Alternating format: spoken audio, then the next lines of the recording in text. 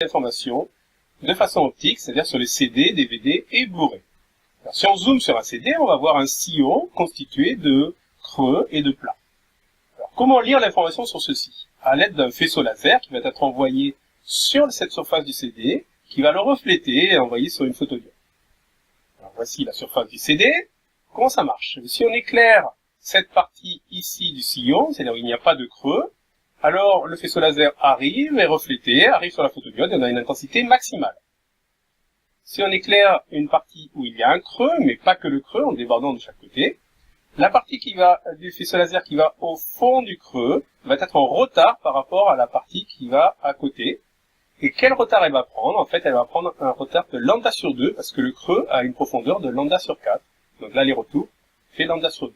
Pourquoi lambda sur 2? Parce que lambda sur 2 correspond à l'opposition de phase.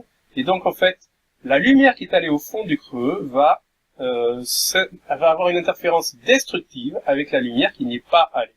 Et donc, dans ce cas-là, on va avoir une lumière sur le photodiode moins importante.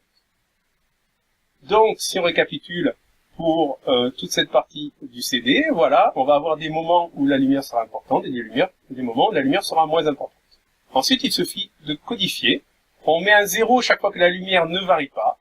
Et quand la lumière varie, on fait un 1. Et donc, on arrive à lire des 0 et des 1 comme ceci. Voici comment, donc, l'information binaire est stockée sur un CD, un DVD ou un Blu-ray. Alors, quelle est la différence entre les trois? Ben, c'est la lumière qui est utilisée. Pour les CD, on utilise une lumière de longueur d'onde 780 nanomètres. Pour les DVD, elle est une longueur d'onde plus petite. Une longueur d'onde plus petite nous dit que la diffraction sera plus faible, et donc on va pouvoir faire des spots plus petits, et donc faire des sillons plus rapprochés, donc mettre plus d'informations. Et pour le Blu-ray, c'est encore plus vrai.